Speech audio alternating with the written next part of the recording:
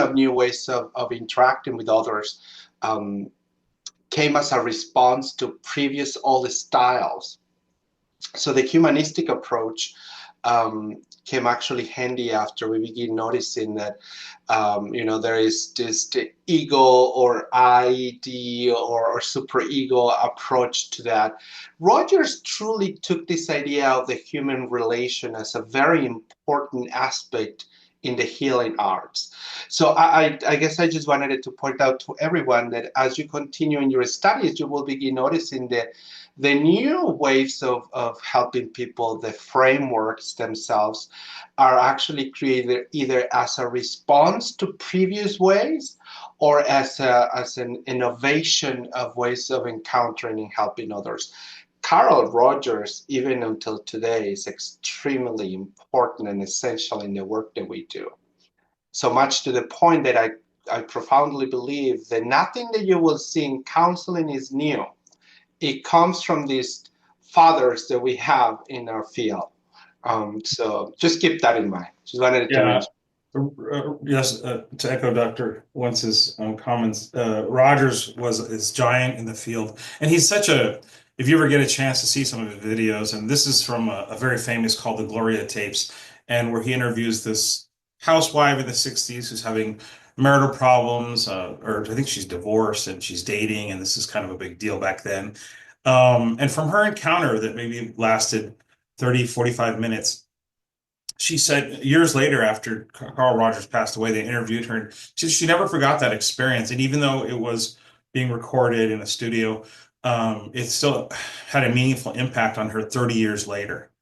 And that's the power of this style, I would say. It's a way of being with patients, which wasn't really considered up until that time. I mean, if you see some of the other master's therapists that come from different philosophical, like existentialism, Fritz Perls, and uh, the Gestalt theories, he's not a very warm and congenial individual. And it's not about being a therapist, like presenting this very calm demeanor. It's about being genuine, and this was genuinely how he was. And if I've read some of his autobiography, and he can't he was kind of teased a lot in school and made fun of because of his intellect, and those things seem to kind of shape his worldview and the way he approached client care.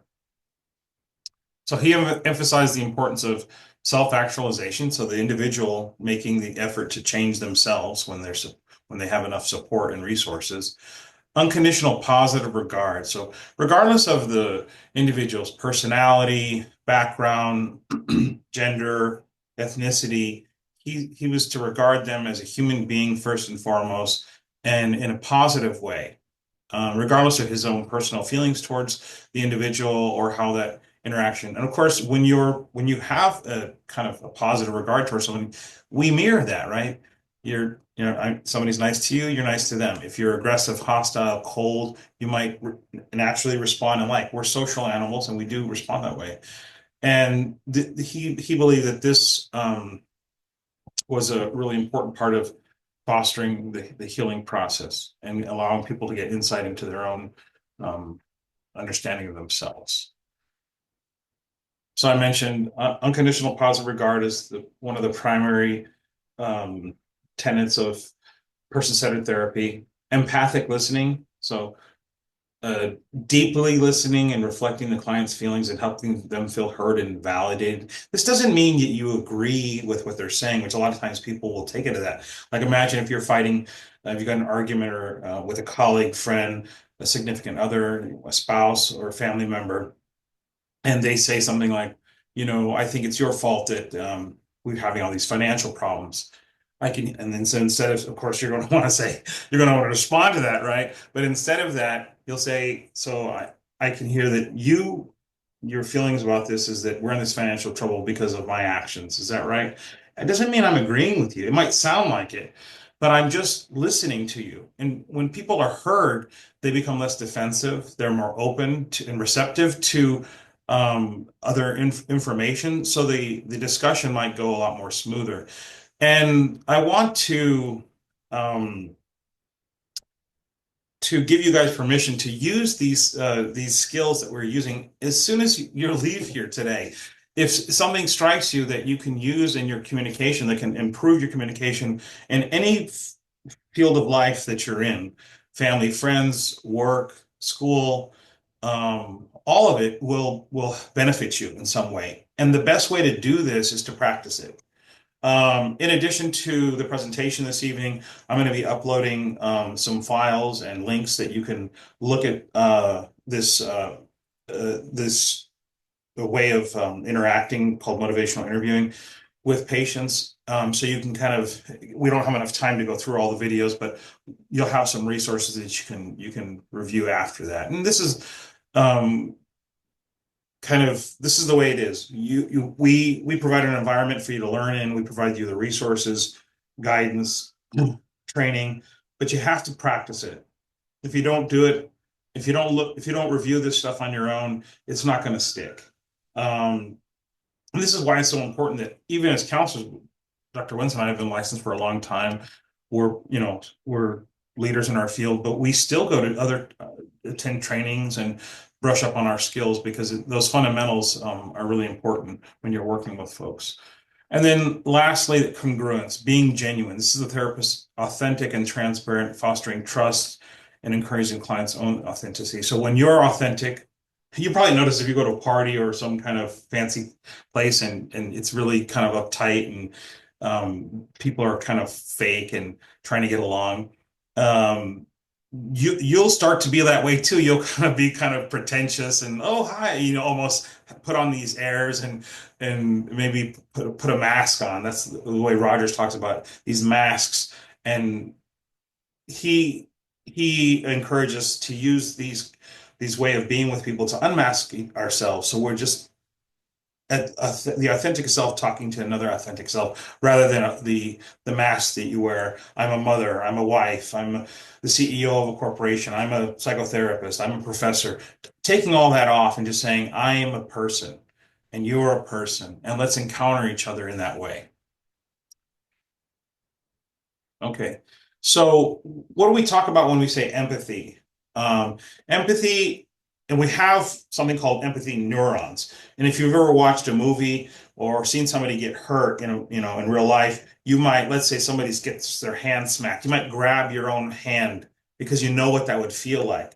Because we have mirror neurons in our prefrontal cortex that allows us to feel other people's experiences. And if we're paying attention, we can really connect in those moments. And sometimes that's kind of why people like watching scary movies and things like that.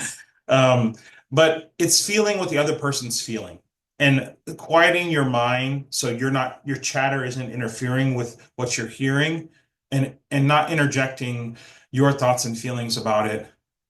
And that might be sympathy, but what we're after is empathy. So connecting with the feelings without becoming overwhelmed as well. You don't want to be crying along with your client. You want to be attuned to them. You want to be paying attention to what's happening, but you don't want to overwhelm you as well. Otherwise, who's going to run the session here?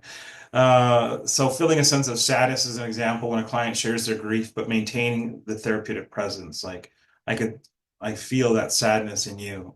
And you might not even need to say it. You might just reflect it with your facial expression, your presence, being focused, moving in to denote that there is something really heavy happening here and you're understanding of that. There's a lot that's happening that is nonverbal when we're working with patients. And I know not all of you are human services majors.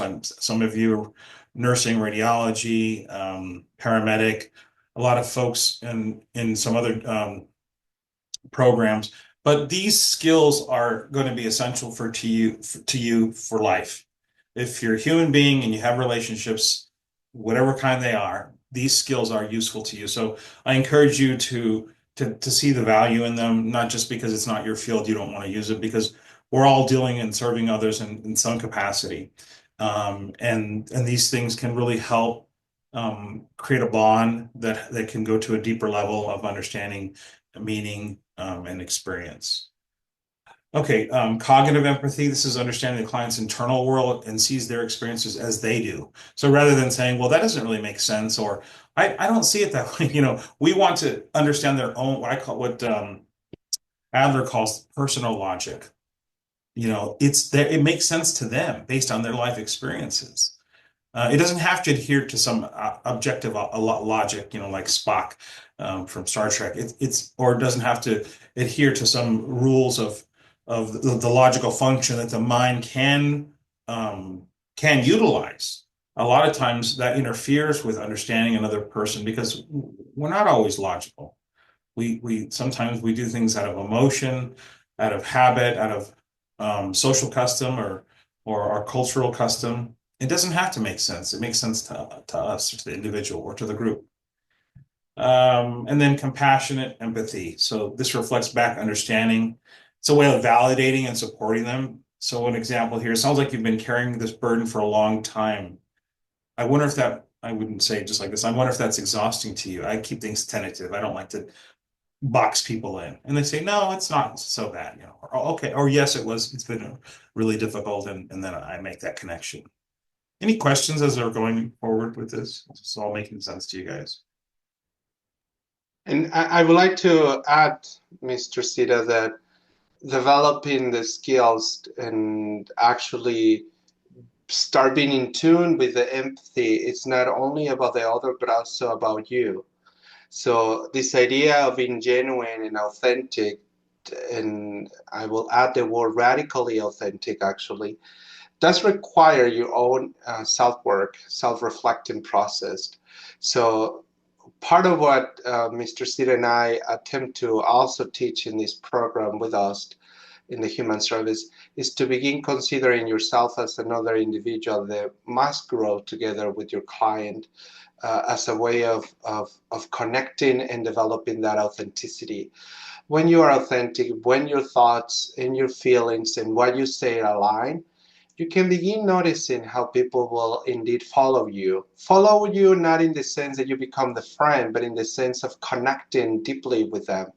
So empathy not only has this ability of you being able to put yourself into the other experience, but in addition, the ability to be present with you while attending the other.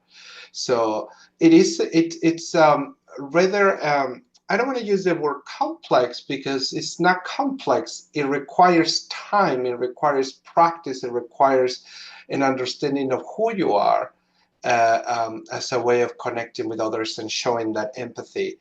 I guess part of what worked beautifully with Roger was his ability to understand himself.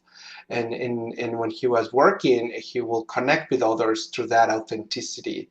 I can tell you, I can share, and I can be present in the very way that I am without the need of being, for a lack of a better word, fake. And it's very interesting because in our field, and Mr. Silva will attest to that, your clients will know when you are lying. They will get you in a second. Not because they come to you because they are going through difficulties. That means that yet they are not capable of perceiving or sensing. So part of what as you continue moving in this beautiful field of helping others, you will begin realizing that being authentic and showing that pays more, furthermore, than attempting to be the one that knows everything. Because at the end of the day, you will not know everything about the other person, but you can always attempt to approach to the experience of the person. So just keep that in mind. Authenticity is something that you work on all your life because yes, indeed, it's an element that continues developing.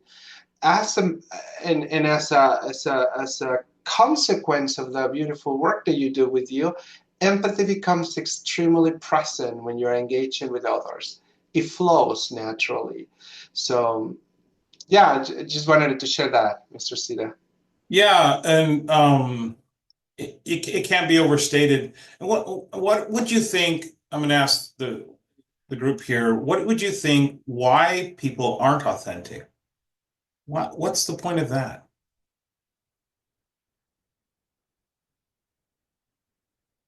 They might be scared. Scared of what exactly? They might not know themselves. They might be used to just being a mask. I'm a father and a husband, and I don't even know who I am. I've been married since I was 18 years old and been working, before that. There's a great line from Sinclair Lewis's Babbitt. I guess anybody ever read that book from the 60s? This self-made man, real estate mogul in the town of Zenith. It's a fictional town. He has the wife and the kids and the Cadillac, and he's always talking about real estate and making money and all this. And you get the sense that he's just this stuffed shirt. He's not really there. He's not a real person. He's just reacting to whatever he needs to do, but he doesn't know who he is. And at night, he has these dreams of fairies in the forest, alluring him, all these magical things that he pushes out of his conscious awareness during the day. And at the end of the book, his son finally comes to him and says, "Dad, I don't want to go to college. I don't want to live the life. I don't want to go work. I want to work. I want to become a mechanic. I like working with the cars and work with my hand." And he sits back and he says, "I never done a thing in my whole life that I wanted to do. So if you want to do it, I'll support you and I'll back you up." And it's his own realization. This is his heroic moment. It might seem very brief, but from a lifetime of being nobody, at least he didn't pass on that same burden to his son. He became somebody in that moment. This is the hero quest to become something out of compassion, because he didn't do it for himself. He did it for the love of his son. Like Pinocchio, when he sacrifices himself for Geppetto, and he becomes a real boy, and all these kinds of things. It's important. And one of the things that I'm not sure if I didn't get to read all these things is being authentic means being vulnerable. I show you my true self. It might be goofy. It might not be popular. It might be, repugnant. But if you have a true friend that you can be yourself around, that's a great gift. And so when we offer that authenticity in a way that's clinically, it's got limits, it can be very satisfying, so that the individual doesn't feel alone, and they can uncover themselves that they've been hiding from in some ways. There is this question Yeah. that I would like to read. It's Go from ahead. Felicia. Do you find it effective if leading with an empathic response to follow with a challenging response, open parentheses, and in a scenario a client may express distorted reasoning, or should it be inclusive? Yeah, I think you'd probably want to separate those two things. It would send a double message. On the one hand, you're saying you understand me. On the second, you're telling me you're challenging me to react differently, something like that. So, what do you think, Dr. Wentz? I think, um, well, the question is what I call overloading, because when you work with an individual and the relationship is strong, when the working alliance, the rapport, and those initial beautiful elements of your sessions are in place, Felicia, the relationship will be able to handle any type of challenges that you may utilize or give to your client. So, in other words, if you confront the client, yeah, you can continue being empathic, but part of being empathic is also being authentic, and part of being authentic, and clients come to see you because they want to work with you, right? So part of that authenticity is to be you and to share what you think. But there are moments where this thinking of yours, if Socrates was here, will say, is that going to be good for the relationship? We cannot just confront or challenge without a purpose in place, specifically in the clinical setting where we are helping, when we are trying to do good, when we are trying to be benevolent towards the other.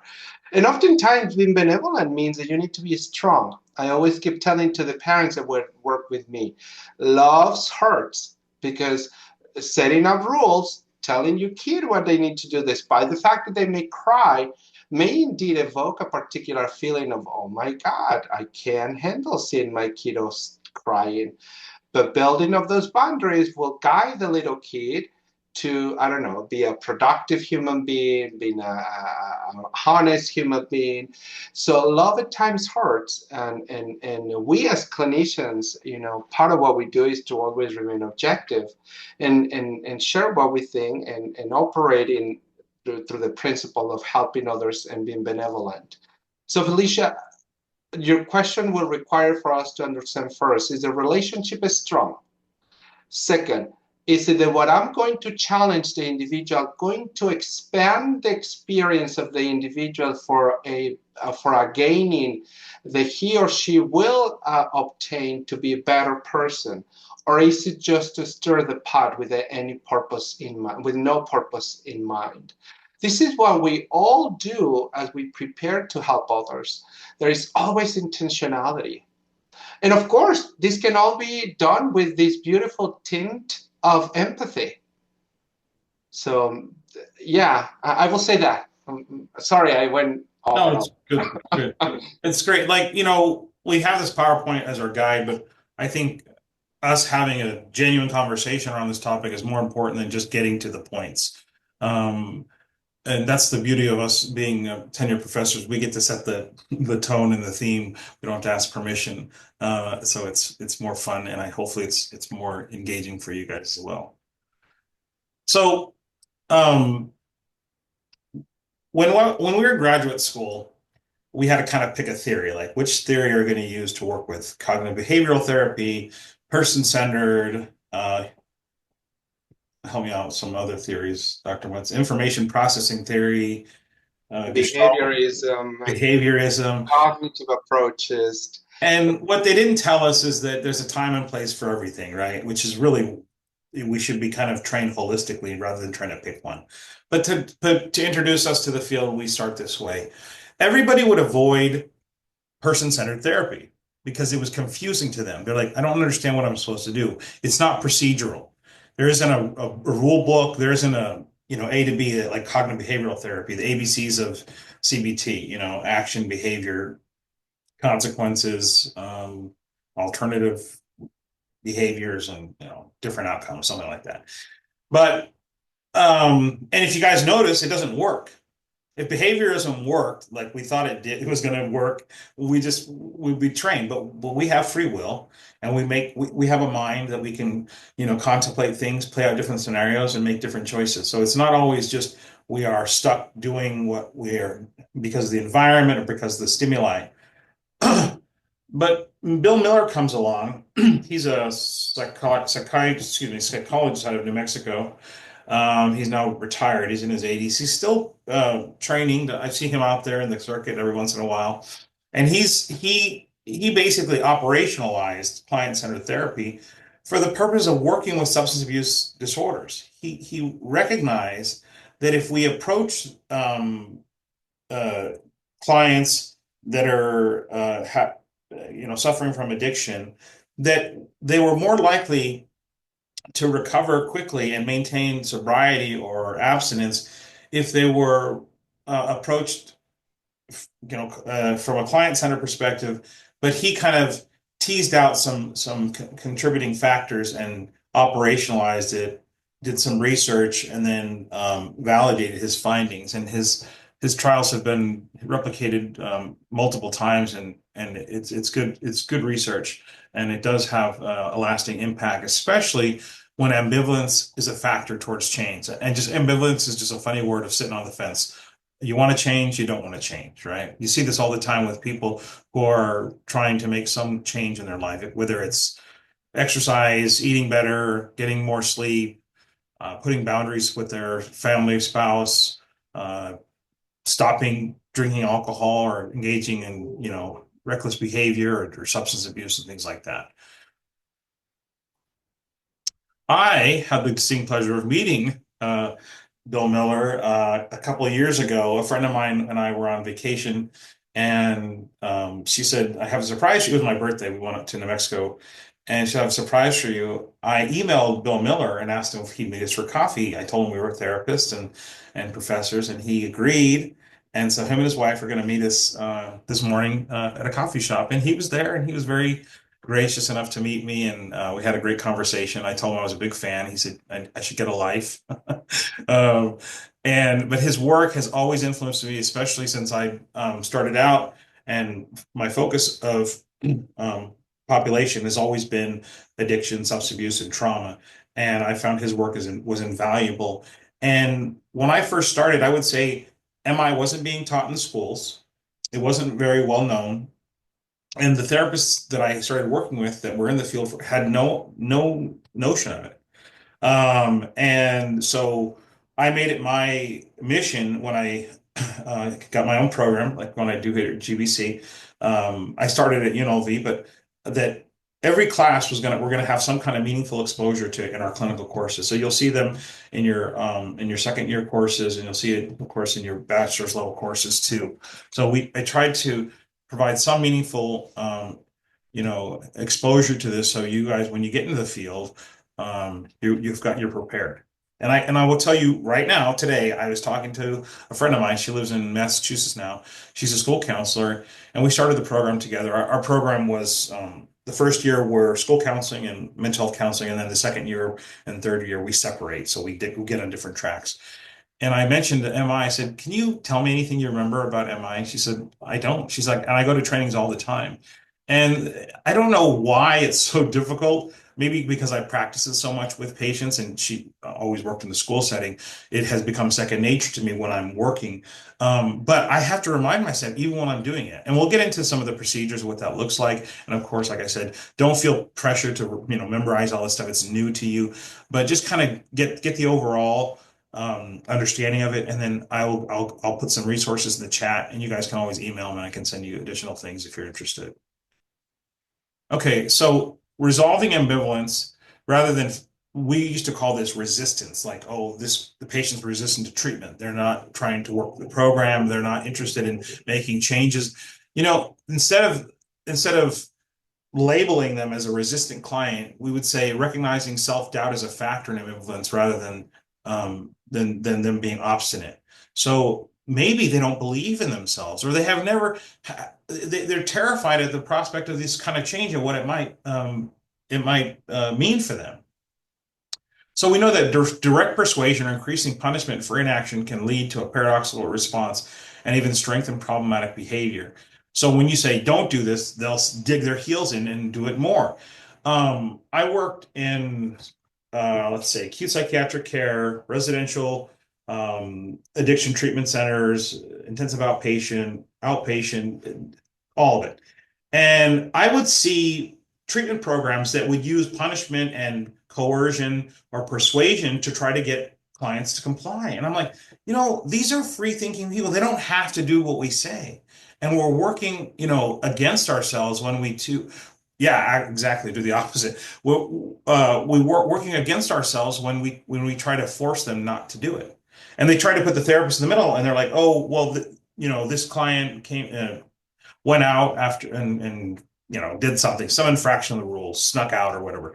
And they're like, well, we don't want to let him go to the outing. I'm like, well, what's the point of the field trip? And they're like, well, we're going to go hiking and teach them how to use nature as a way of getting their needs met rather than being bored and using instead of uh, you know getting exercise and livening their body, their spirit, connecting with nature. I'm like, so if you want to take that experience away from them because they broke the rules, it didn't add up. And I was like, I'm not here to be an enforcer just because the therapists were kind of in charge in a way, but I really tried to tell them, I said, you guys need to have house rules and consequences, not ask us to intervene because it interferes with our therapeutic relationship.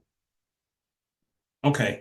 So the spirit of it, MI, is collaborative. So I'm working with you, not I'm not in a position of authority over you. I'm trying to evoke an emotional response that motivates you towards action, not my reasons that you should change, but what moves you to change? What are some of the reasons you'd like to make these changes? Well, my health, my family, it's cost me relationships, it's cost me work, it's cost me money. Okay, so I get them talking about change instead of me telling them, you need to change this because you lost your job, your wife is about ready to leave you, your kids are estranged from you, your family doesn't want to talk to you, you're broke. Do you see how the difference is when I'm listening from them and getting than when I'm telling them why and how it feels such a put down about I'm judging them? Okay, so and then recognize that they have autonomy. So I always tell clients, you can use drugs for the rest of your life if you want to. It doesn't bother me. It doesn't bother me at all. It didn't bother me before you walked in this door and you were using every day, right? So yeah, right. We don't want to fall into that scolding and shaming it, like Madison mentioned. And parents do this all the time, thinking they're going to get it, but it just kind of creates more problems, right? Because the kids are going to get theirs when they want to, and they're going to find a way to get back at the parent because they're immature. So then you see the parents reflecting the behavior of the child rather than the other way around, right? So we want to model mature reactions rather than these impulses that children tend to do, right? Or immature folks in general. So the MI spirit must be authentic, and we did discuss what it means to be authentic here. So expressing empathy, developing discrepancy, and I'm going to go over each one of these. Rolling with resistance, and then supporting their self-efficacy, which is their ability to change. Okay, so I'm going to ask for a volunteer, and I think I have to unmute you, so I need to know who somebody put their hand up or something. Well, what I'm going to do is ask you to, if you're willing to share something, something you'd like to change, and I'm just going to try to do my best demonstration of what that would look like working with a client. It should be something you don't mind sharing with the group. It should be something like, I don't know. I'm thinking about killing my mother-in-law and I haven't decided for sure. It should be something relatively anybody.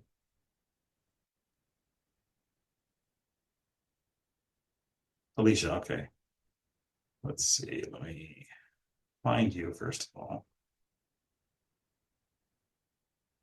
It's just you guys move around in the list here. It let me unmute. Oh, okay, great. Do you want me to turn my video on too? Sure, that'll help. So here we go. This would be about 5 minutes here. Excuse the rain hair. Something I want to change. I want to improve upon my procrastination. Okay, I'm gonna do one thing with you guys, and I'm gonna bring it up on the list here so I can get to it. Okay. Okay. I'm gonna tell you why you should Stop change, procrastinating. right? First, oops, I'm trying to get this thing to stop here. All right, you guys are gonna just have to suffer through it. So I think I'm gonna tell you why you should change, the importance of changing, and how to go about changing, right?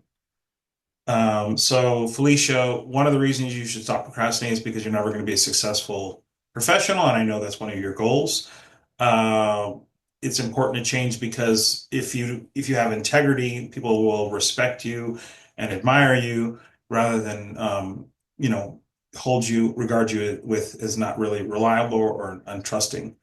And then one of the reasons you need to change or how you should go about changing is to read my book and be more consistent. Okay. How did that feel? The second one felt a little bit good. I was like, okay, he's pulling on my ego there. The first one with the you're never gonna be successful, that was a dagger through the heart. The third one was like, but do I want to pay for your book after that first dagger through the heart? Right. So didn't feel too Not great. not great, right? You guys probably hear when I'm asking those questions. And even though we have a relationship, but it doesn't feel great.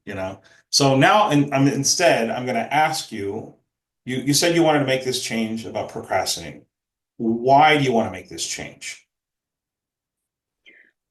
Well, to hold myself accountable and feel that sense of achievement in the things I do, and minimize the stress levels of that last minute, oh, I got to get this done, and the just high effort stress levels that come from procrastinating, or the what ifs.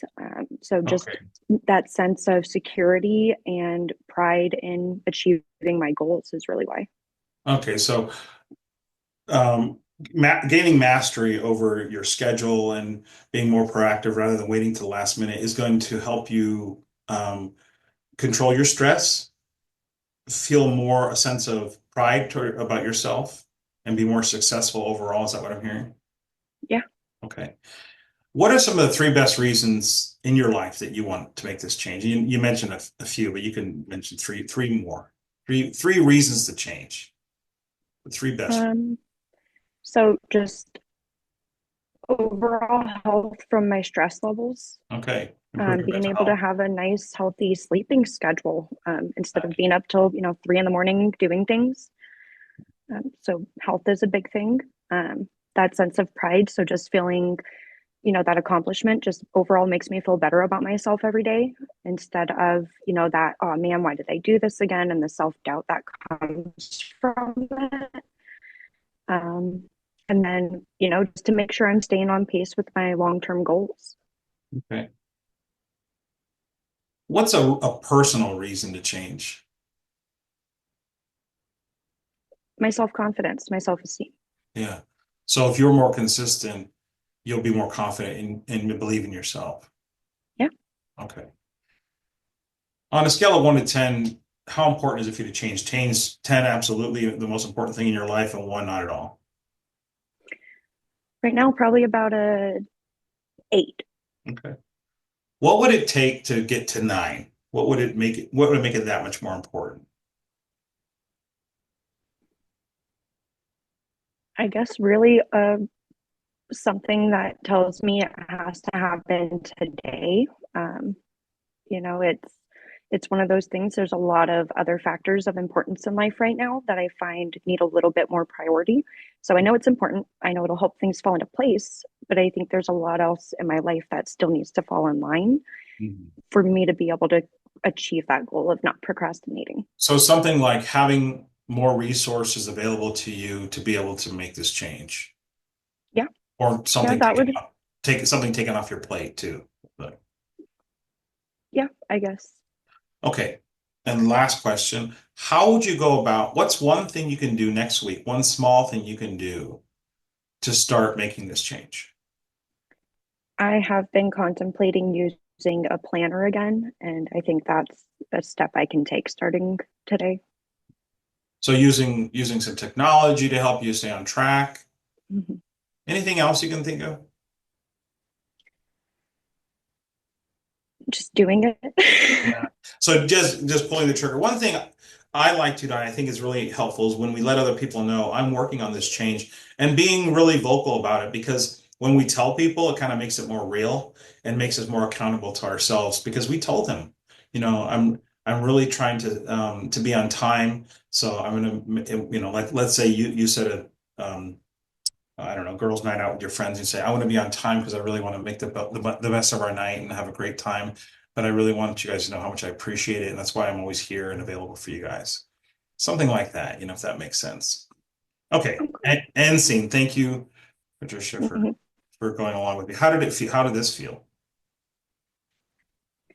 This definitely felt better than the first one, and I mean, that was a real thing. I didn't make up a hypothetical for you. I think I'm gonna go to Walmart and buy a planner after this. Okay, So great. it Great. it did feel good, and that's my sincerest thing. Like it Yeah. shifts perspective. So I Right. think it was It's very not effective. adversarial. I'm not telling, nobody likes to be told what to do.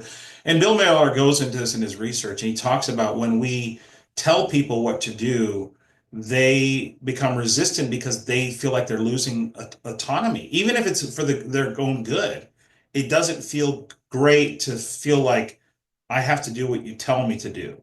Something like that. There's a term he uses. I can't think of it right now. Do you remember what that is, Florida, Dr. Wentz? It's like something. It begins with a C. It's called. I don't remember. It'll come to me. It Okay. will. Sorry. No, I say it will come to you. Yeah.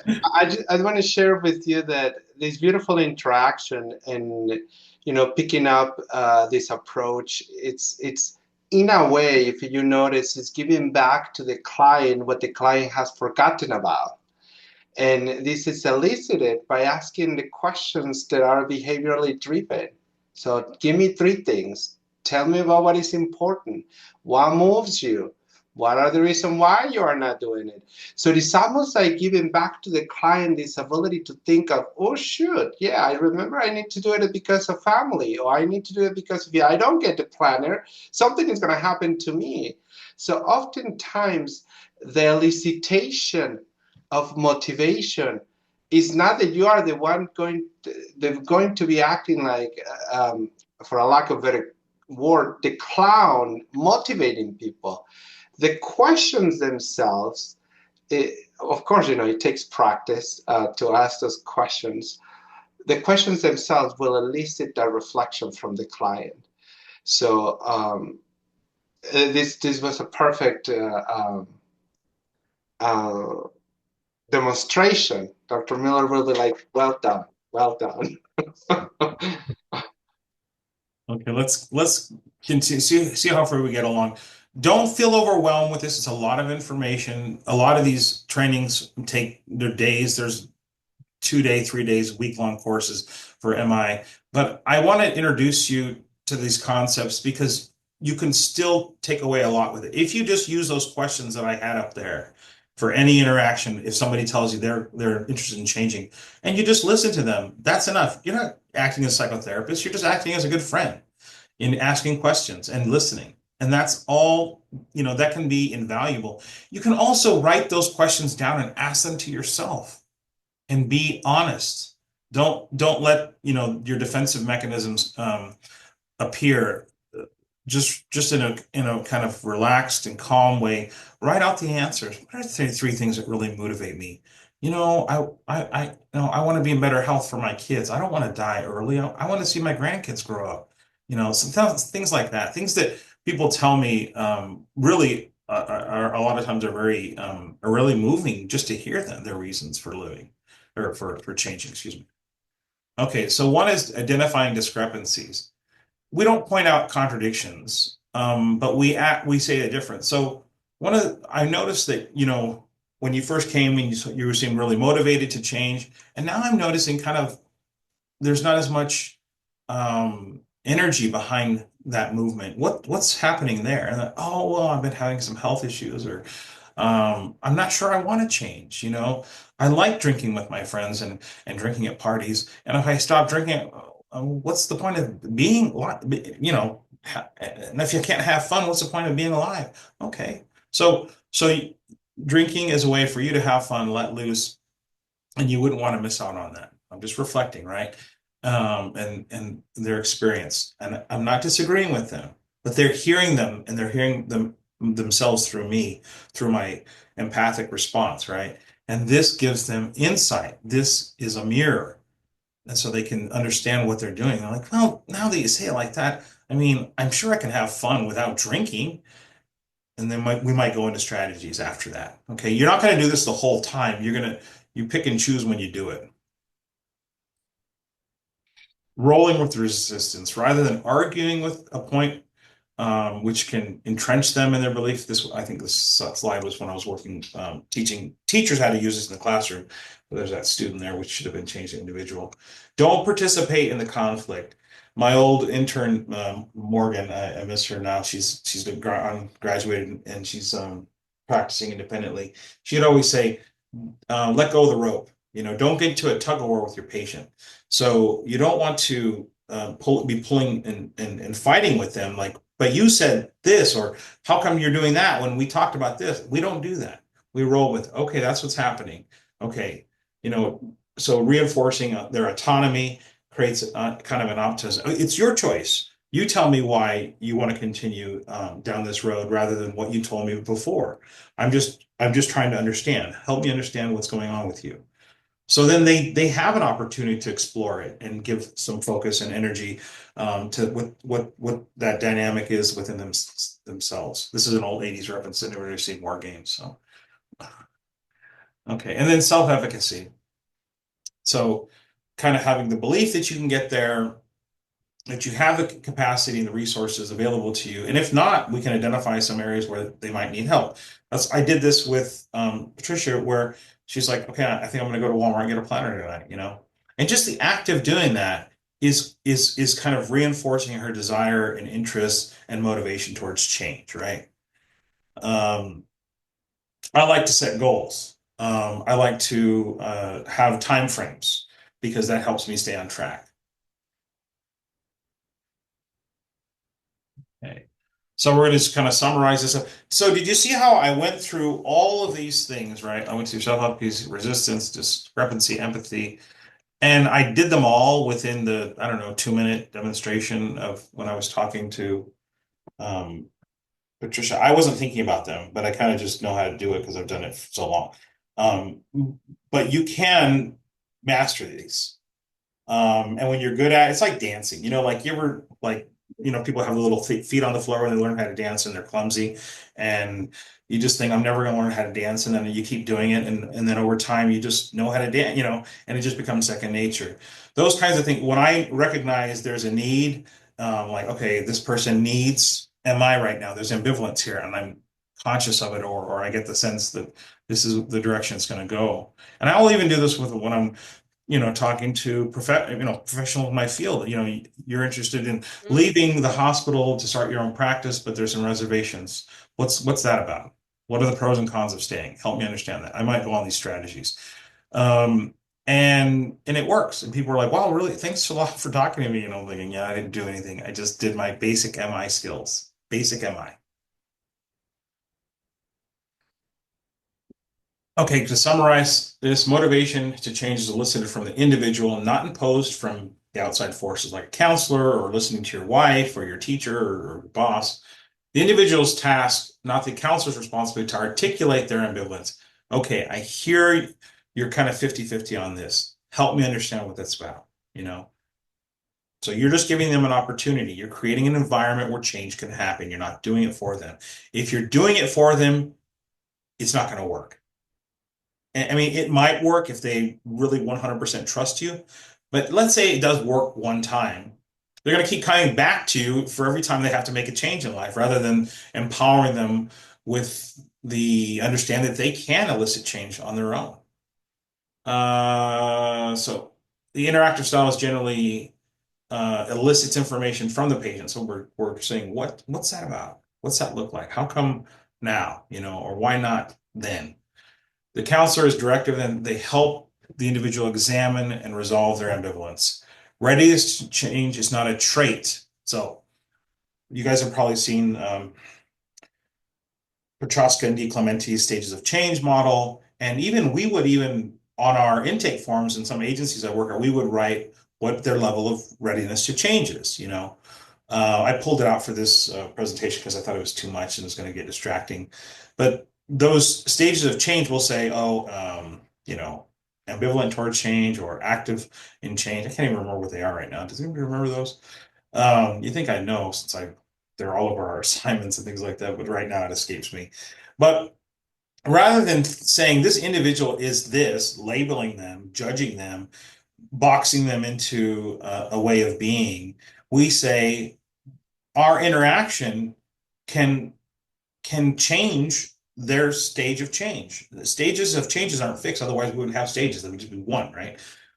But it means is that you might be in a state motivated towards change if you have a positive interaction about this dilemma, rather than a shaming, interaction that makes you feel guilty. It makes you want to avoid it. There we go. Thank you, Jackie. Pre-contemplative, contemplative. So pre-contemplative, I'm not thinking about it. Contemplative, I'm thinking about it. Preparation, I'm getting ready to do it. Action, I'm doing it. Maintenance, I keep making the change happen, right? It is important because we want to, when we recognize the stage of change they're at in the moment, we want our response to be in accord, in harmony with where they're at. I'm not thinking about changing. I'm not thinking about making you change, right? I'm not going to go there then. Maybe I might give you some information that you mentioned your health as an issue. If you made these changes, you have a likelihood of extending your life, maybe improving your overall mental health or physical health, but we're not going to push it. The intervention should match the level of change that they're at. But in that moment, if we use MI, we can shift it. That's the beauty of this technique. Okay, and here's some MI toolbox. This is just kind of an overview of things that you might do. So ORs are open-ended questions, affirmations, reflections, summaries. Let's see what else. Asking evocative question using the importance of a ruler. Did you hear how I asked her on a scale of 1 to 10, where is she at? I haven't even looked at this in years, and I still kind of do it just automatically. It's one of my favorite things to do because I like the number. I like a number. Like, let's think about this. Let's get concrete here, right? Being non-judgmental, approaching as a partnership, supporting their autonomy so they can make this change or not. And that's 100% okay with me. Okay. And I'm going to drop these into the chat so you guys have them if you're interested. And we already went through this. Here's another thing that I'm going to add. This is when I used to train folks, medical professionals in motivational interviewing, it was like a 2-day course.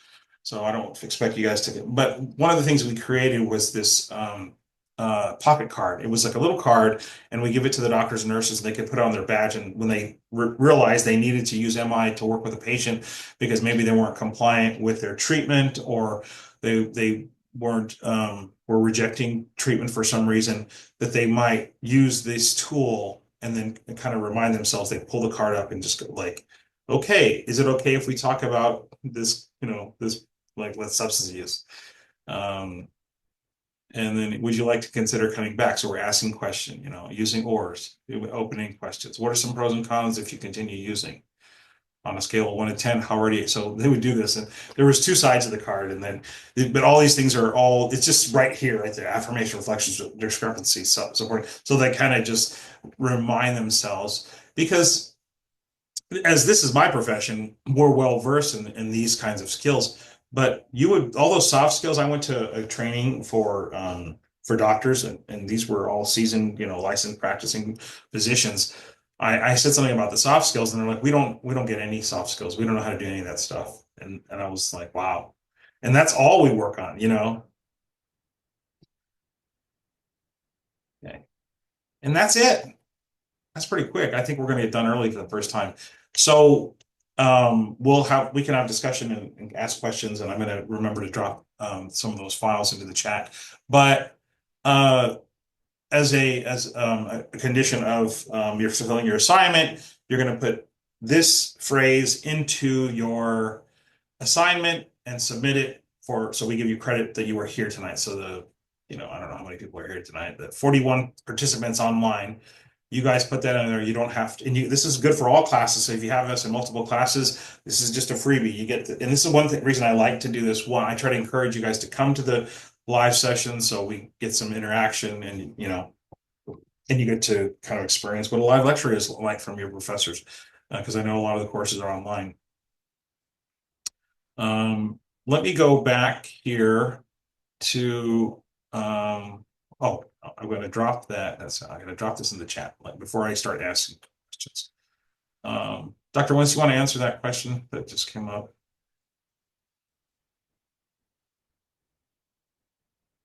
See if it'll let me. There you go. How do you roll with the question from Emily? Yeah. How do you roll with, let's see.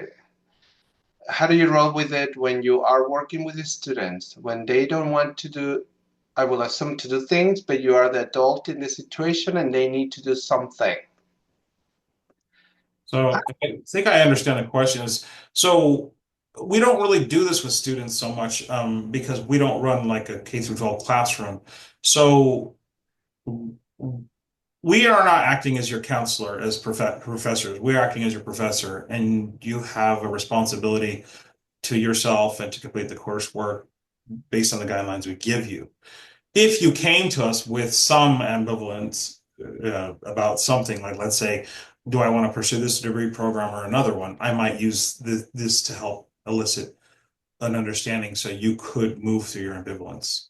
But if you don't want to do something, we just say, okay, I get you don't want to do it, and that's okay. Does that make sense? And I think, if I may add, Yeah. when we work with the students, MI, it's not a you must do it sort of thing. MI, it's totally in regard to the client and the individual or the counselor's ability to elicit that motivation to change. When we work with the students in terms of adolescents, Emily, I'm just going to make an assumption that you're referring to high school students or even middle school students. We utilize behavioral interventions with them, which indeed structures and orders them to do something. MI is not you must do this or something else, will yeah. happen. That's actually a behavioral modification in terms of reward systems.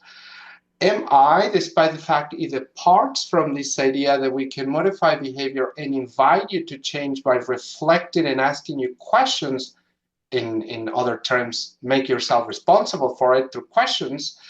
Behavioral interventions are more like follow the ABC, otherwise, you will be, to exaggerate, penalized, right?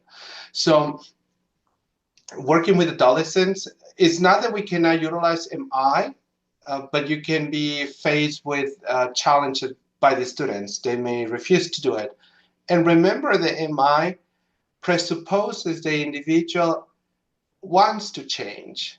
There is something there, and they are just coming to see you as a way of elicit the motivation from the little hope that they have to explode it. So, Mr. Sita, please correct me if I'm wrong. I'm not an expert in MI. I study MI because it's part of my certifications as a doctor, my PhD actually, it's substance abuse. So we took a full semester of MI. So that was intense. I hope I'm not giving you flashbacks. Yeah, it was kind of an interesting semester. But if I understood correctly, we don't force change. Right. We invite the individual to reflect on, do you really want to change or not? Even if they decide that they don't. And we can be okay with that because it's not our life and it doesn't affect, and this is why being a counselor is, it works better.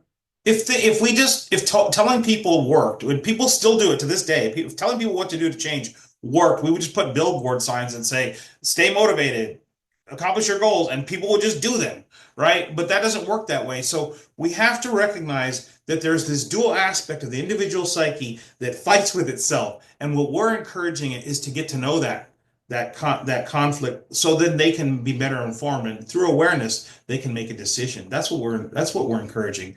But we're also doing it with with kindness, with positive an attitude towards the individual. So it might seem confusing, but just don't look at everything that I did, but I've been doing this for a long time. Just try to pick out one thing that you think you can do. And the one thing that I think we can all do is ask these questions. And you saw, I just used this as my tool. That's it. All this other stuff, all this craziness and I just want to show off to all of you that you guys have a wonderful professor, Mr. Sita. He's an expert in MI, and he didn't share this with you, but he utilized a scaling question throughout this process from 1 to 10. That's an invitation for a reflective process right there and then that access the individual ability to be ready to change. So from 1 to 10, how likely are you actually going to buy the calendar, Felicia? Well, I'm on about 9. What do we need in order to get to 10? And the answer is being given by the client. And you just take that and mobilize the client to the change. It's not that you come and tell them, well, in order to get to 10, now you need to turn the car on and then you need to go to the store. Instead is, hey, Felicia, what it will take to get to the 10? And then Felicia needs to access her very own resources and tell the clinician, hey, it will take for me to turn off the TV and grab the keys and then just go there or get some money. Ah, okay. So the answer in and of itself is manifested by the client. This is why we elicit change. We don't produce change. It's evoked from the client. It comes from within, yeah. Yeah. And this is why prison doesn't work, right? I mean, there are people, and I've given this training to lots of different groups, even in open conferences. And I've had people that were wardens of prisons come tell me, we are going to incorporate this, not with just our prisoners in some way. There are choices to be made. There are conditions they have to adhere to, but with their employees as well, because they realize they're working against themselves when they don't give people kind of the room to grow, being very heavy-handed, which is, prisons are kind of an outgrowth with the military and their corporal punishment system. So a lot of times that's all they have to work with. So there's lots of different fields this has moved into, from corporate America to classrooms, lots of different environments I've seen it adapted towards. So if you're interested, I gave you some resources you can get. You can you can uh, review for your own passion, and hopefully encourage you to use these kinds of things in your own life and with yourself. So we kind of have a better outcomes with our own, even with our own individual desires to change. It doesn't have to. It doesn't just have to be in a counseling session. And, Uh, and also remember that um, at times we present topics, but it's not that you need to know this by heart yet. This takes time, yeah, a lot of time, and so the tools that we offer at times is for you to realize that when we are in the human service field or the substance abuse field, there are tools. We are never alone. We can learn new ways of supporting individuals. But if you notice, the beginning of this wonderful symposium started with authenticity. That actually made me think that despite the fact that we may have tools, there is always the source that you can go back to, and it's nothing more powerful when working with other individuals than being authentic and being genuine and being empathic and create a positive relationship. So that is going to give you the best results. Yeah, we can incorporate tools such as motivational interview as a way of supplement and continue working in the progress with your clients. So keep that in mind. Anything we teach when it's referring to tools has foundational skills that we have shared with you before, either in courses or even in symposiums, that must be developed before we can utilize those tools. So just a thought. I don't know if anybody mentioned it. I wanted to know how many of you guys that are on the call are graduating in the spring, this spring. Anybody? It's got to be a few of you. Okay. Dory, Desiree, Richard, Veronica, Brandon. Most personal information. Authentic in your response. I think that's it. Okay, Robert. Okay, great. Well, I'd like everyone to congratulate the folks that are going to graduate and hopefully inspire you to keep on with your program and finish sooner rather than later. The goal is to get you guys all graduated for sure. And of course, Dr. Wentz and I will both be at the prom commencement. I will be at the Elko commencement as well. So if you see me, which you will, because I'll have to be on stage this year, unfortunately. Uh, so make sure you grab me and say hi, and I'll have pins for all you guys. Wonderful plans. I see someone moving into UNR in the summer. Beautiful. Carmen, Right. congratulations. Yeah, Beautiful beautiful work. campus, and Mhm. it'll be a good time there. We're really excited. We really do try to help get you guys there. I know there's issues come up, and we always try to be as responsive to you guys as we can, but also maintaining high standards for the program. So you guys leave here with a degree that means something, that matters, that proves that you're competent and educated. So with that, everyone, good night. Don't forget the passphrase is empathy, empathy, empathy. You put that in your and in your assignment. And this is symposium one. There's a symposium two in April, and we'll have another topic that complements this one. So everyone have a great night. Thank you for your attention and your time, and I really appreciate all the interaction. Thank you, everyone. Have a wonderful rest of your night.